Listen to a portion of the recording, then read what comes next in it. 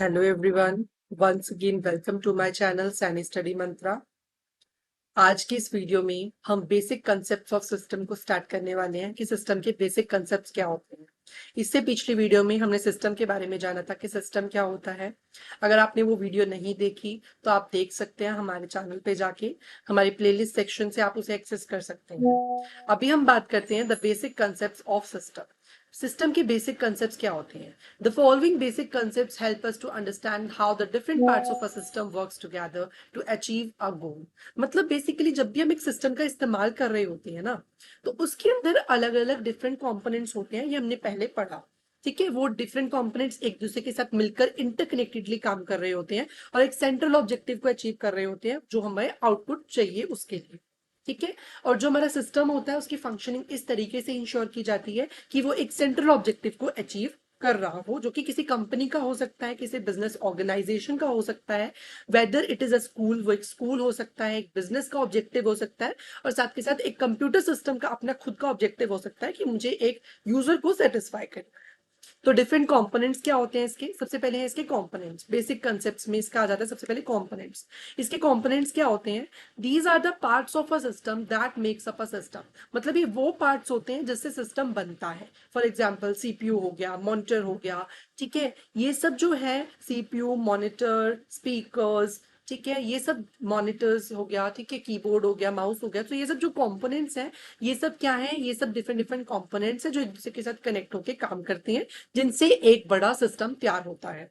For example in a car, अगर हम car में बात करें, हम सिर्फ एक कंप्यूटर सिस्टम की बात नहीं कर रहे। एज अ सिस्टम हम हर एक सिस्टम की बात कर रहे हैं, चाहे फिर वो कार का कोई सिस्टम हो। ठीक है, कार के अंदर क्योंकि अलग अलग तरह के कंपोनेंट्स होते हैं, मैकेनिकल कंपोनेंट्स होते हैं जो एक दूसरे के साथ इंटरकनेक्टेडली काम कर रहे होते हैं।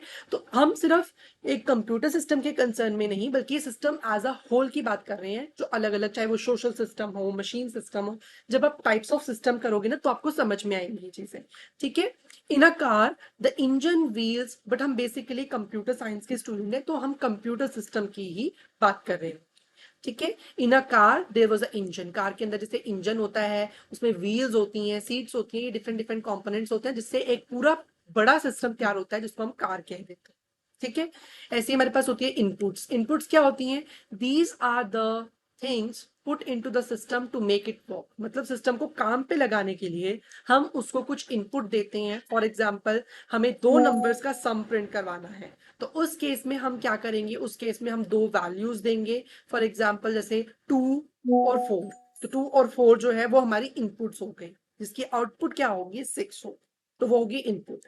In a school system the input could be student. अगर हम एक स्कूल का सिस्टम की बात करें, तो स्कूल का सिस्टम बनेगा कैसे? जिसमें अलग अलग स्टूडेंट्स हैं, स्टूडेंट्स का डेटा हो गया, टीचर्स का डेटा हो गया, कितने फैकल्टी मेंबर्स हैं, एक्सेट्रा एक्सेट्रा। सो वो सब इंफॉर्मेशन हो सकती है। बुक्स, हमारी कॉलेज की लाइब्रेरी है या स्कूल की लाइब्रेरी है, उसके अंदर कितनी बुक्स हैं, कितनी अलग अलग कंपोनेंट्स हैं, अलग अलग सिस्टम्स हैं, इंस्टॉल्ड हैं, कैमरास कितने इंस्टॉल्ड हैं। सो वो सब हमारे इनपुट्स हो गए। नेक्स्ट है प्रोसेसिंग। प्रोसेसेस का मतलब क्या होता है?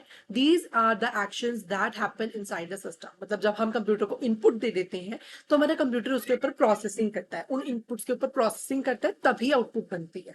ठीक है, तो जो भी प्रोसेसेस होते हैं, एक्शंस होते हैं इनसाइड द कंप्यूटर सिस्टम्स, तो उसको हम प्रोसेसिंग कह देते हैं। In a school the processes could be teaching. जैसे हम एक स्कूल सिस्टम की बात कर रहे हैं, तो उसके अंदर क्या प्रोसेसेस रहेंगे? उसके अंदर प्रोसेसेस रहेंगे, बच्चों को टीचर टीचिंग कर रहे हैं, स्टूडेंट लर्निंग कर रहे हैं, और टीचर स्टूडेंट की लर्निंग के बेसिस पे उन्हें ग्रेडिंग दे रहे हैं। तो ये सब प्रोसेसेस होते हैं। ऐसे ही आउटपुट। आउटपुट क्या होता है? दीज आर द रिजल्ट्स और आउटकम्स ऑफ अ सिस्टम। जो सिस्टम ने प्रोसेस करने के बाद ग्रेडिंग दी, उसका जो रिजल्ट आया स्टूडेंट्स का, फॉर एग्जाम्पल जो रिजल्ट आया, सो वो सब क्या है? वो आउटपुट्स हैं। In a school the output could be student learning new things, की स्टूडेंट नई नई चीजें सीख रहे हैं, नई नई टेक्नोलॉजी सीख रहे हैं। फॉर एग्जाम्पल जैसे मशीन लर्निंग सीख रहे हैं, एआई सीख रहे हैं। सो ये सब इनकी आउटपुट्स हो गई। और स्टूडेंट ग्रेजुएट हो रहे हैं, ये भी एक आउटपुट है, जो कि हमारी इकोनॉमी में ही आगे फर्दर बेनिफिट करेगी आफ्टर द जॉब, जब जॉब के लिए अप्लाई करेंगे स्टूडेंट्स। नेक्स्ट है फीडबैक। फीडबैक का मतलब क्या होता है? This is the information about the output what is use to make improvements. ठीक है, मतलब क्या होता है, फीडबैक का मतलब क्या होता है, जैसे ही एक सिस्टम ने हमें आउटपुट दी तो वो आउटपुट कितनी एक्यूरेसी के करीब है वो चेक किया जाता है। जितनी एक्यूरेसी के वो करीब होती है और उसमें कितनी इंप्रूवमेंट की जरूरत है वो हम एक फीडबैक के बेसिस पे उसका एनालिसिस करते हैं। For example, if a student is not well, कि अगर एक student is not doing well, मतलब एक स्टूडेंट अपनी स्टडी में वेल अच्छा नहीं कर पा रहा, बुरा परफॉर्म कर रहा है, feedback from a teachers to help them improve. तो टीचर का एक फीडबैक जो है वो स्टूडेंट को हेल्प करेगा कि उसे कैसे इंप्रूव करना है। नेक्स्ट है boundaries. These defines what is inside and outside the system. ठीक है, बाउंड्रीज क्या होती हैं, बाउंड्रीज एक सिस्टम होता है, वो एक बाउंड्रीज के अंदर काम करता है। वो boundaries internal boundaries, inside boundaries हो सकती हैं, आउटसाइड बाउंड्रीज हो सकती हैं। इनसाइड बाउंड्रीज क्या है, फॉर एग्जाम्पल जैसे सीपीयू के अंदर डिफरेंट डिफरेंट कॉम्पोनेंट्स हैं जो कि एक सीपीयू के अंदर इंस्टॉल्ड है, तो वो इसका एक इनसाइड सिस्टम हो गया, उसकी इनसाइड बाउंड्री हो गई। और आउटसाइड बाउंड्री जो उसकी मेटल की बॉडी है जो बाहर इन्वायरमेंट के साथ इंटरेक्ट कर रही है और जितना सरफेस एरिया वो घेर रही है, सो वो सब उसकी एक्सटर्नल बाउंड्रीज या आउटसाइड बाउंड्रीज हो गई। In a computer systems the hardware and software are inside. जैसे कि कंप्यूटर सिस्टम की अगर हम बात करें तो हार्डवेयर जो होता है वो आउटसाइड होता है, वो आउटसाइड बाउंड्रीज होती है, और जो सॉफ्टवेयर होते हैं वो उसकी इनसाइड बाउंड्रीज होती है। ठीक है, well the environment outside is not a part of it. जैसे कि जो इन्वायरमेंट होता है वो आउटसाइड कंपोनेंट है, तो वो कंप्यूटर सिस्टम का पार्ट नहीं होता है, बट वो उसे अफेक्ट करता है इनडायरेक्टली, क्योंकि इन्वायरमेंट भी इनडायरेक्टली इम्पैक्ट करेगा। अगर बहुत ज्यादा हीट में आप कोई सिस्टम को इस्तेमाल कर रहे हो, कंप्यूटर सिस्टम को इस्तेमाल कर रहे हो, तो वो बहुत ज्यादा हीट करेगा, लैग करेगा। तो इस तरीके से एक्सटर्नल फैक्टर्स और इंटरनल बाउंड्रीज हमारे कंप्यूटर के ऊपर इफेक्ट डालती हैं, हमारे सिस्टम के ऊपर इफेक्ट डालती हैं। Subsystems. These are the smaller specialized systems with the larger systems. मतलब लार्ज सिस्टम्स को चलाने के लिए हमारे पास कुछ स्मॉल साइज के स्पेशलाइज सिस्टम्स होते हैं जिनको हम कंपोनेंट्स कह रहे थे, उन वो क्योंकि वो फंक्शनल होते हैं जनरली नेचर में, तो उनको सब सिस्टम्स कहा जाता है।